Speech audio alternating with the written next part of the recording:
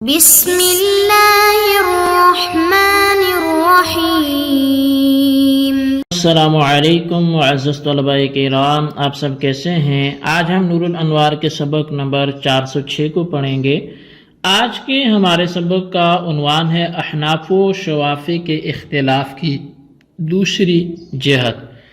آج کے ہمارے سبق میں ہم گزشتہ سبق والے اختلاف کو ہی پڑھیں گے، لیکن ایک دوسری جہت سے بھی اس کو بیان کیا جاتا ہے، جس کو شارح وقد یقرر الاختلاف بیننا و بینہ بعنوان آخر سے بیان کر رہے ہیں۔ تو آئیے سب سے پہلے آج کے سبق کی عبارت پڑھ کے اس کا ترجمہ کرتے ہیں، اس کے بعد باقاعدہ سبق کی وضاحت کی طرف بڑھتے ہیں۔ مصنف علیہ رحمہ لکھتے ہیں وَقَدْ يُقَرَّرُ الْاخْتِلَافُ بَيْنَنَا وَبَيْنَهُ بِعُنْوَانٍ آخر، اور کبھی ہمارے اور شوافی کے درمیان اختلاف کو دوسرے عنوان سے بھی بیان کیا جاتا ہے۔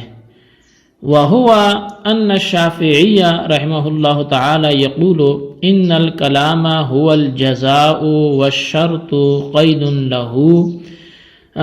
تو بس امام شافعی علیہ رحمہ فرماتے ہیں کہ کلام در حقیقت جزا ہے اور شرط اس کے لیے ایک قید ہے۔ فَكَأَنَّهُ قَالَ أَنْتِ طَالِقٌ فِي وَقْتِ دُخُولِكِ الدَّارَ، فَهَذَا الْقَيْدُ يُفِيدُ حَصْرَ الطَّلَاقِ فِيهِ وَهُوَ مَذْهَبُ أَهْلِ الْعَرَبِيَّةِ۔ گویا اس شخص نے اپنی بیوی سے یوں کہا ہے کہ انتی طالق فی وقت دخولک الدار، کہ تو اپنے گھر میں داخل ہونے کے وقت میں طلاق والی ہے۔ بس یہ قید دخول دار میں طلاق کو منحصر کرنے کا فائدہ دیتی ہے، اور یہی اہل عربیت کا بھی قول اور ان کا مذہب ہے۔ وَأَبُو حَنِیفَةَ يَقُولُ إِنَّ الشَّرْطَ وَالْجَزَاءَ كِلَاهُمَا بِمَنْزِلَةِ كَلَامٍ وَاحِدٍ يَدُلُّ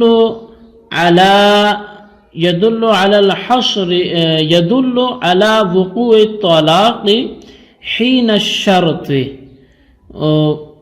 وَسَاكِتٌ عَنْ سَائِرِ التَّقَادِيرِ فَلَا يَدُلُّ عَلَى الْحَصْرِ وَهُوَ مَذْهَبُ أَهْلِ الْمَعْقُولِ۔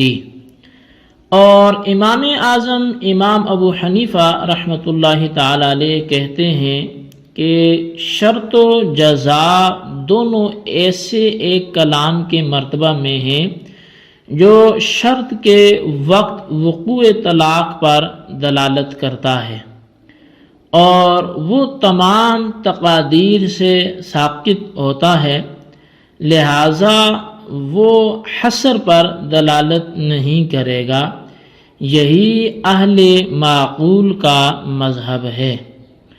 وَلَمْ يَذْكُرِ الْمُصَنِّفُ جَوَابًا عَنِ الْوَصْفِ اما لأن الجواب عن الشرط جواب عنه واما لوضوحه وشهرته، وهو أن للوصف درجات ثلاثا أدناها أن يكون اتفاقيا كقوله تعالى وربائكم اللاتي في حجوركم، وأوسطها أن يكون بمعنى الشرط كقوله تعالى من فتياتكم المؤمنات، وأعلاها أن يكون بمعنى العلة كقوله السارق والزاني، ولا أثر لانتفاء العلة في انتفاء الحكم فما دونه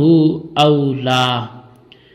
اور مصنف نے وصف کے متعلق جواب نہیں دیا تو اس لیے کہ شرط کے بارے میں جو جواب ہے وہی وصف کے بارے میں بھی جواب ہے، اور یا اس لیے کہ وصف کے بارے میں جواب واضح اور مشہور ہے، اور وہ یہ ہے کہ وصف کے 3 درجے ہیں، ان میں ادنا درجہ یہ ہے کہ وصف اتفاقی ہو، جیسے اللہ تبارک و تعالیٰ کے قول وَرَبَائِكُمُ اللَّاتِي فِي حُجُورِكُمْ، اور اوسط درجہ یہ ہے کہ وصف جو ہے وہ شرط کے معنی میں ہو، جیسے اللہ تبارک و تعالیٰ کے فرمان من فتياتكم المؤمنات، اور اعلیٰ درجہ یہ ہے کہ علت کے معنی میں ہو، جیسے السارق اور الزانی، اور حکم کے منتفی ہونے میں علت کے منتفی ہونے کا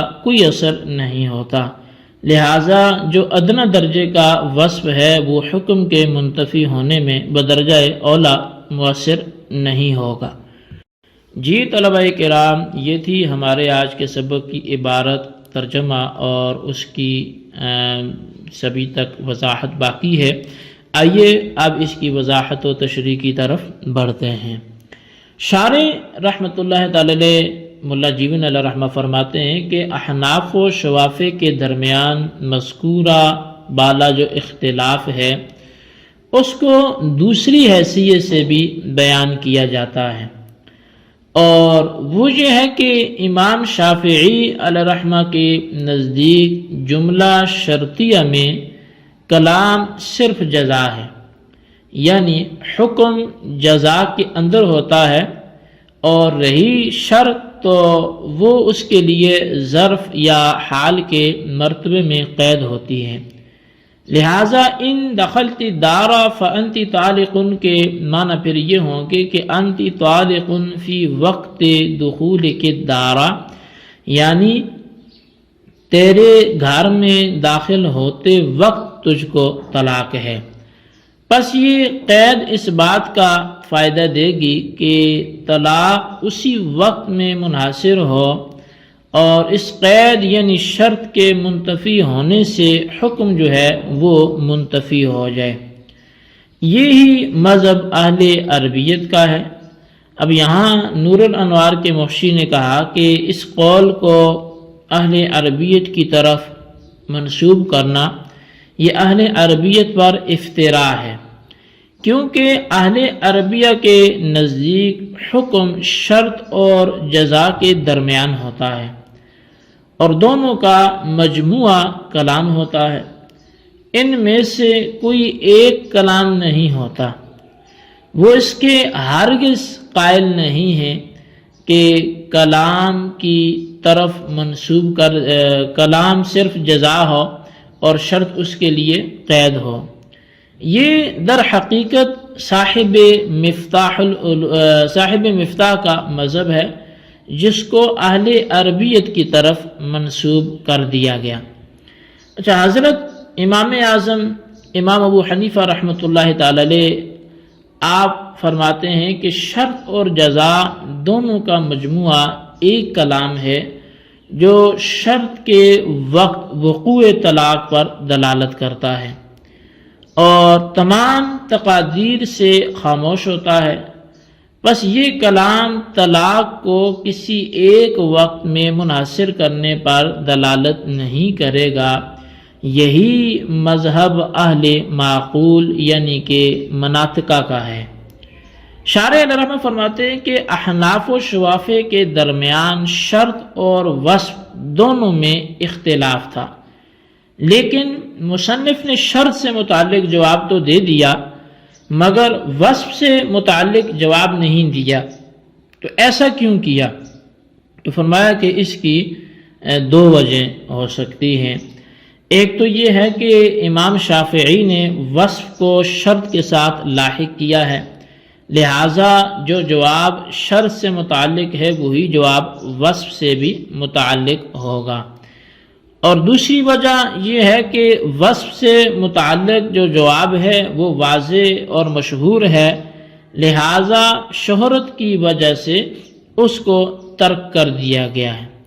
اور اس جواب کا حاصل یہ ہے کہ امام شافعی کا وصف کو شرط کے ساتھ ملحق کرنا ہمیں تسلیم نہیں ہے، کیونکہ وصف کے 3 درجے ہیں۔